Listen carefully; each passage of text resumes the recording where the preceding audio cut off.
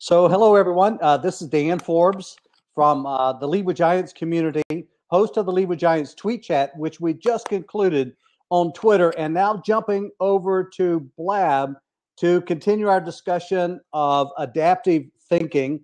And our guest in the tweet chat this evening was Lou Hayes. Lou, say hello. Do an introduction of yourself.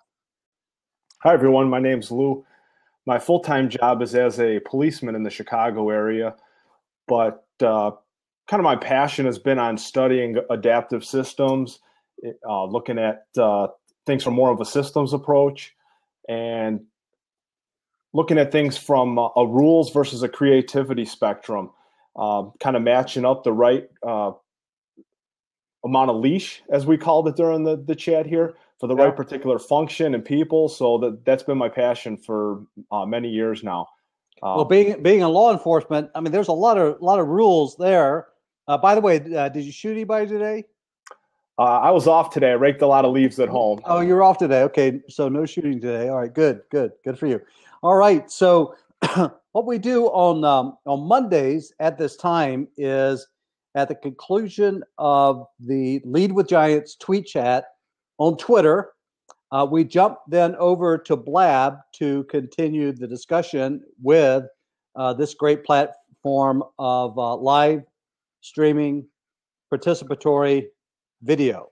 So, Tony, thanks for joining us. Brian, Attila, and others that are here, great to see you. If anybody else wants to take a seat, please do. So it's not just me and Lou.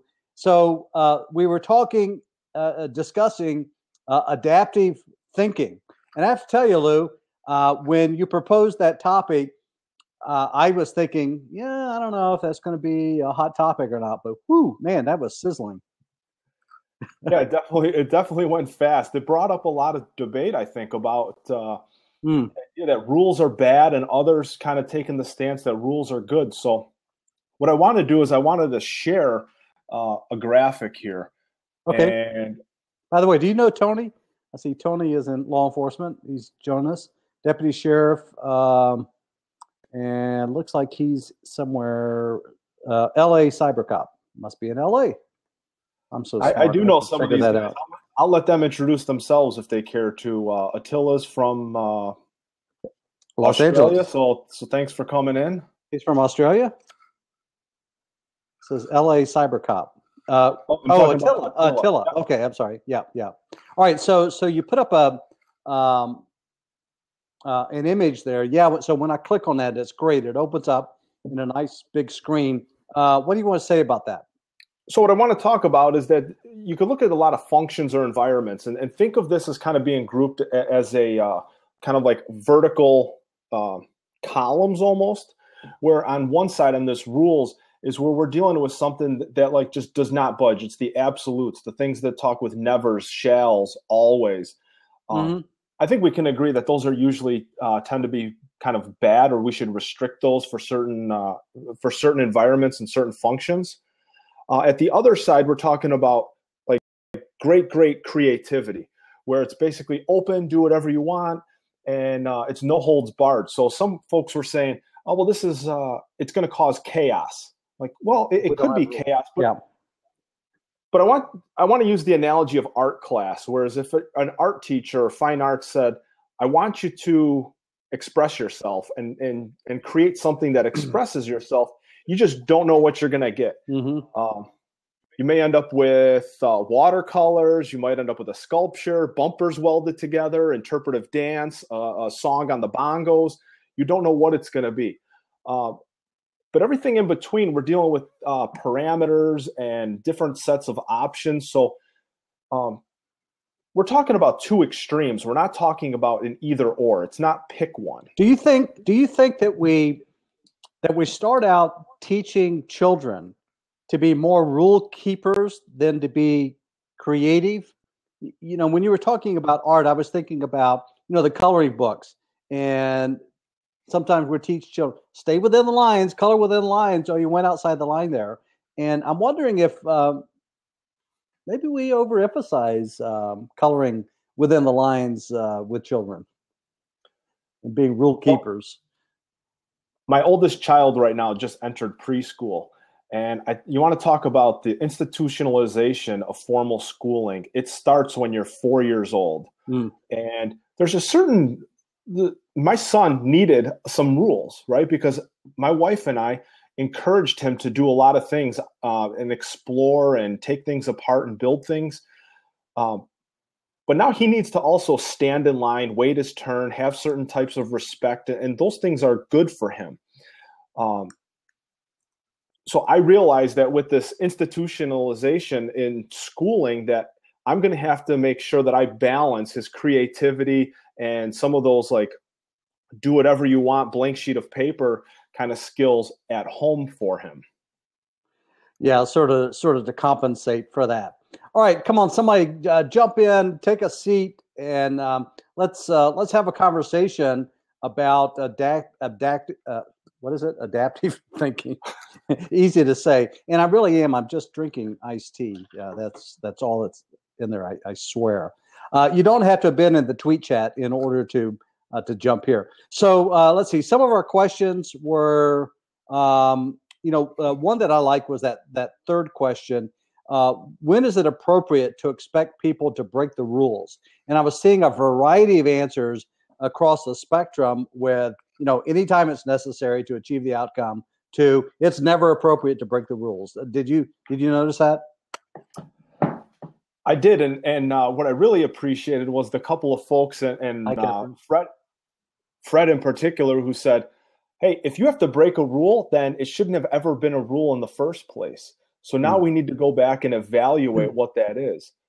So what's more important? Is it the details and the techniques and the small things like how, or is it the why and the vision and the overriding values? I do have a couple more charts here that I'm going to share. So okay, before you get to that, let's see. Fred jumped in. Fred is always the troublemaker. In the tweet chat. He always accuses us of having trick questions, and not so much an accusation as an observation, but okay, well, you can call it Kowalski for all I care, Dan. I mean, I like it. I like it. I love the. It makes us think. And no, the chart that Lou put out there was, or actually, talk about breaking the rules, right? There's rules and there's regulations and there's stuff that's cast in concrete, right? Especially in my old profession. And Lou's absolutely right. Sometimes if you had to break a rule, then you have to really re-examine the rule. And from a military historical context, you know about rules of engagement, right? Yeah. Especially as a cop. Rules of engagement, they're cast in concrete. You break them, you're going to be court-martialed. Go to jail, do not pass go, do not collect $200. In Croatia, in 1995, a fellow, first of all, this is a UN mission in Croatia and Bosnia and all that. And the UN rules of engagement before it went to the NATO mission were absolute nonsense. All they would do is get soldiers killed or highly demoralized, because you couldn't, unless you actually saw a Serb shooting somebody in the head right then, you couldn't engage. It was really quite stupid. There was no preemptive action a commander could take. So a guy named Jimmy Calvin, who was a colonel at the time, in command of 2nd Battalion of the Princess Patricia Canadian Light Infantry, saw the Serbs and the Croats going at each other.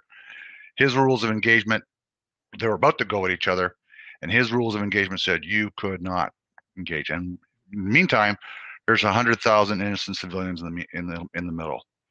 And he said, screw the rules of engagement. Parked his battalion in the middle with their little white vehicles and their blue helmets and all the other nonsense that comes with a UN mission, and said, if you're going to come through here, you're going to come through here with me, through me. And he engaged both the Croats and the Serbs. He was nearly court-martialed for it. He did the right thing. 6 months after that, we changed the rules of engagement. Right. Yeah. Doesn't seem so many times that rules stick around a lot longer than their shelf life. Well, it's when the rules end up becoming competitive with your established values. So we have established values in the profession of arms, right? Protect from harm, protect people, blah, blah, blah, blah. Okay, all those things we expect professional soldiers to do in the human security environment. He had rules that said he couldn't do anything. He said, screw it, I'm going to go with my higher values. And he was exonerated in the end. But it was touch and go there for a while. So there are times that you have to make those choices where if those rules are not consistent or synchronous with your values, yeah, then you have to make the purpose, outcomes, all of those things. We can lose sight of those, unfortunately. So Lou, absolutely. Lou, I see you posted another. So you got a pyramid. Yeah. So visual for us. This was just to kind of go off of that point again, where it's like the overriding concepts in the philosophy is your why. That it's the justification, it's your vision. That should be always the most important. But it's also got the least parameters. It's the most open. So we need to agree up there.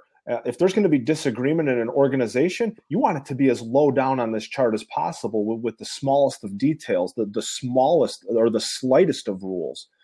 So a lot of this goes into acts of negotiation, persuasion, just trying to find common ground, figure out where on this pyramid, or whatever representation you want to use, is you have to find at what level you agree and at what level you disagree on these things. And I'm okay with disagreeing at the small rules. I'm not okay with disagreeing at things that are really high up. That's when you have really differences in the purpose or in the overall mission or objective that you have in your organization. We have if the rules are not consistent with your established values, all the other rules become meaningless. Yeah. Right. Well, what Clausewitz would say, you've lost the moral high ground. Yeah, Attila mentions over in the sidebar there that sometimes we need to do the right thing. It doesn't mean that we're not going to get into trouble for doing so. Absolutely. Another neat little story. A few weeks ago, actually no, a couple months ago. Where's time go? A friend of mine who had just taken over a company, an old battle buddy, had just taken over a large manufacturing concern in Hamilton, and he sent me his corporate policy book, that he inherited, mostly written by HR guys, which is about that thick. And he said, listen, do me a favor. Can you review this for me? And I said, sure. My hourly rate is as follows. And I reviewed it and I sent it back to him. And I said, you don't need to change anything in this rule book. All you need to do of the 562 pages is remove about 400 of them. Yeah. Because I would ask, how would you enforce them? The only reason you have some of these rules is to ensure that you have a very robust HR organization. By the way, I don't think your HR organization is actually doing anything in HR, and also change the name HR. But it's those kind of things. Rules are good to have. There are guidelines. There should be handcuffs. Like, don't run with the scissors. Good rule. But I always quote General Mike Jeffries in these things. Don't create rules to tell your soldiers how to suck eggs. Okay. Now, before going into launching my executive coaching practice, I worked I was in a financial services industry, worked as a financial advisor and led a team. And of course, we had a whole department that we just called compliance. And it was about keeping the rules, regulations, security industry rules, company policies. And we also jokingly called that department the anti-marketing department, because when it came to creativity or innovation, ideas that we had, we were told no. Now, when I signed up, I knew that I would have to keep rules. The challenge became for me whenever the department heads were saying no when the policies clearly allowed certain things, and the bureaucracy was getting in the way of productivity, for example. And I ended up leaving the industry basically because of that. Hey, Attila. Hey, thanks for joining us. Thanks for taking a seat. Say hello. Introduce yourself. G'day. My name's Attila. I'm from Australia, and I run my own consulting business in partnership with my wife, basically around my side of things, leadership, strategy, and governance. And just wanted to add something to what you're saying about that compliance department. Yeah. My last role I was in was actually in charge of quality, which was essentially the governance type role. And anyone who knows me knows that I'm probably the biggest rule breaker rather than the one that sticks to the rules the most. And but what I did is I took that practical approach, as we were saying earlier. If we have to break the rule, then why does it exist? And so basically, my first meeting with senior managers in the organisation, I sat down and said, all right, what we're going to do now is we've got all these rules, policies, procedures that we have organisationally. What I want to do is go through that and let's change them to what they should be or get rid of them. So I think too many people see policies, procedures, rules as something fixed and unchangeable, where in reality the world's changing, and the way I view it, and we move forward for the next over 12 months as I implemented their quality system, was what we're going to do is we're going to actually change it all and make it realistic to what the organisation operates. It should be a guide for new people coming in the organisation, a transfer of organisational knowledge, not something that hamstrings us. And if we need to change it, we'll change it. And I actually removed many policies and procedures, as you were saying, Fred. I also cut many policies and procedures down for something like 10 pages down to 2 or 3 because the reality was not needed. And so, yeah, just wanted to support your comments there. Yeah, well, a lot of these companies will create regulations and rules and policies that are, regurgitating either the criminal code or the Environmental Protection Act or whatever. If it's already the law of the land, you do not need to put that in there. But I would also like to emphasize something that Attila hinted to. If you're going to have a policy or a rule, one of the things I usually tell clients is, okay, you're going to create this rule. You figure there's a good reason. A rule is like a control measure, and control measures need governance. So that means there has to be an authority for that rule. You have to specify who's responsible for it and who's going to be accountable when it's broken. And training. And yeah, but those three things from a leadership perspective, you need those three to, there's three things in governance, right? Authority, responsibility, and accountability. So people print all these rules, but they don't say who has authority over it, who is accountable for it, and who is responsible for it. And that's where it gets really, really dicey for the troops. Well, the other thing, and Attila, what you were saying made me think, how many times do leaders of an organization go as high as you want to and as low as you want to with your thinking of who is the leader? But how many times do leaders go around asking people, where are rules and policies getting in the way of you doing your job? I mean, that question is, I think, very rarely asked, but if it is asked, that's great feedback. So, Lou, I see you have another visual there. It's the one with yellow background. Tell us about that, training and education. Oh, Lou has lost his sound. I don't hear you. Hit a refresh. I'm back. I was muted. Muted. One of the things that we were talking about is not only what constrains or what guides our decisions, but also how do we develop people in each of these various functions. And I think we've been wrong in at least my industry, law enforcement, by calling everything training. And we're starting to see a little bit of a shift towards human development, and human development including 3 components and loose categories of training, education, and mentoring. We train skill, we educate understanding, and we mentor character. And if you look at this yellow background chart that I put up there, is the training stuff is for really predictable and repeatable type of events. It's very like checklist, like step 1, step 2, step 3. It's following a recipe. And there's a certain way that people learn how to do those tasks. Think of a factory worker that's got to do those things. And I know Attila was talking about it. Hey, if a robot can do it, you're going to be replaced soon. I absolutely agree with that. So what we have to do is start breeding the education piece in this, which is the understanding. It's sharing the why. It's understanding the what could happen, and seeing the application of some of those technical skills that we're training. So it's more of the problem solving, the forecasting, what the options are. And then, of course, the mentoring piece is somewhat different because it's more of the character. It's the traits of the honesty and integrity, and I guess you could say soft, although I really hate that word. No, it's not soft. But you're still soft isn't compared to technical. I guess right. It's not rigid. It's the person. It's the strong personality traits. It's the inculcation of values through leadership, and it is training, but it's also education, and it's also mentoring. It's all of the above.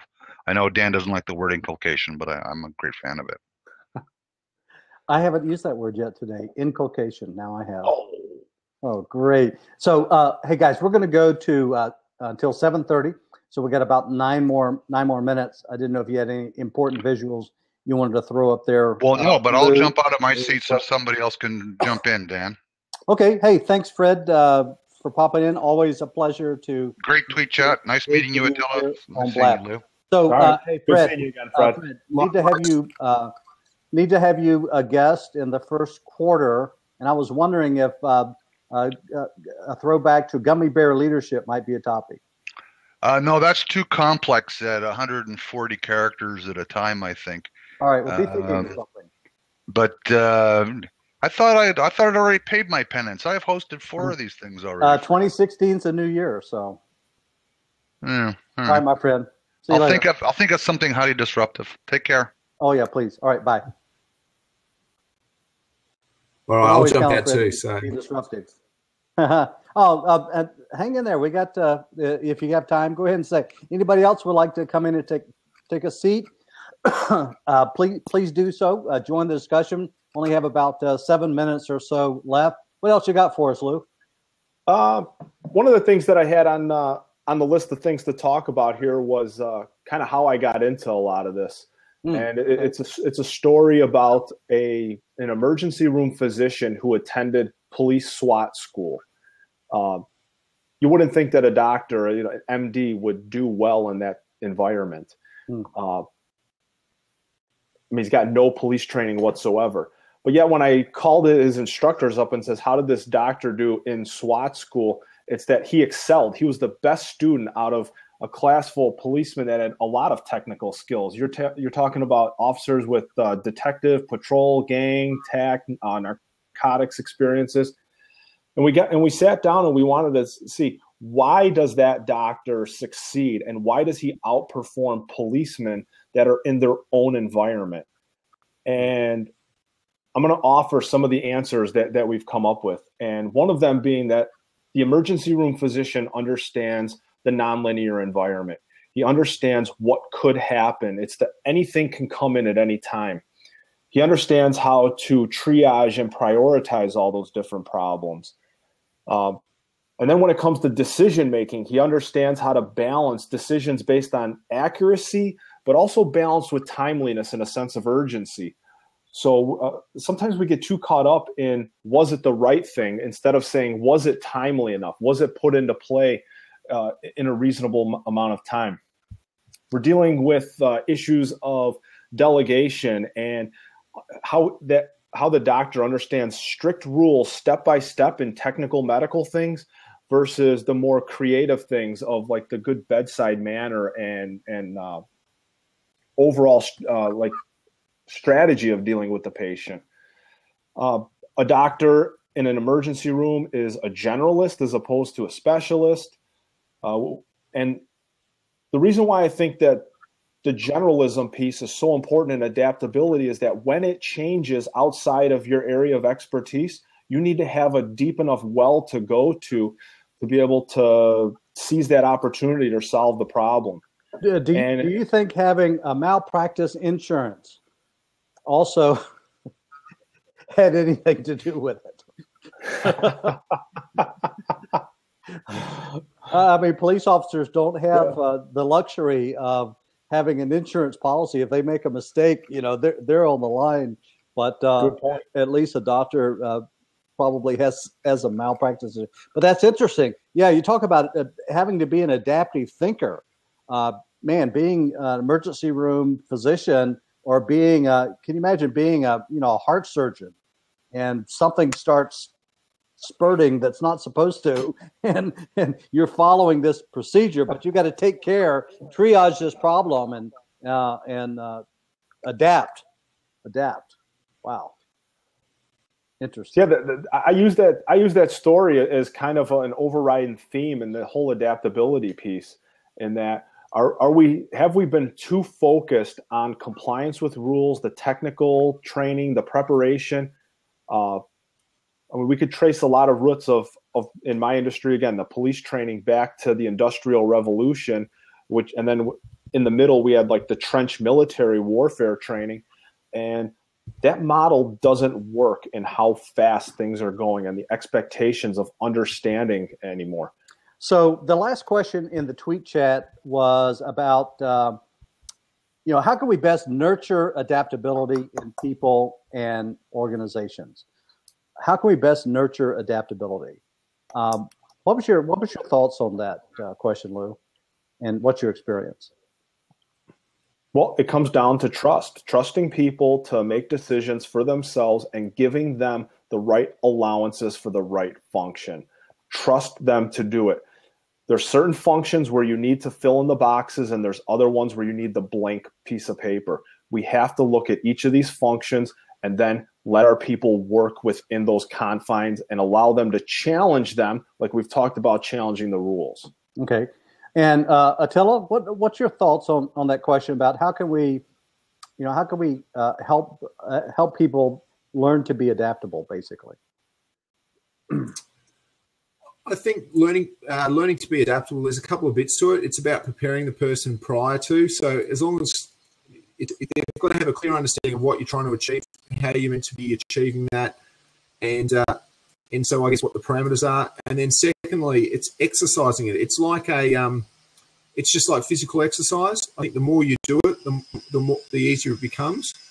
And I'll put it back to my military training that, initially when I joined and, shots rang out, I hit the deck and just wanted to find the biggest hole I could and just hide away from it all. And then by the time I got through my first phase of training and my officer training, and I was just prior to graduation, shot rings out, instantly I'm starting to make plans, organise where to put the troops in order to achieve the objective. So I think the only difference between the two is experience and basically exercising and training in that environment.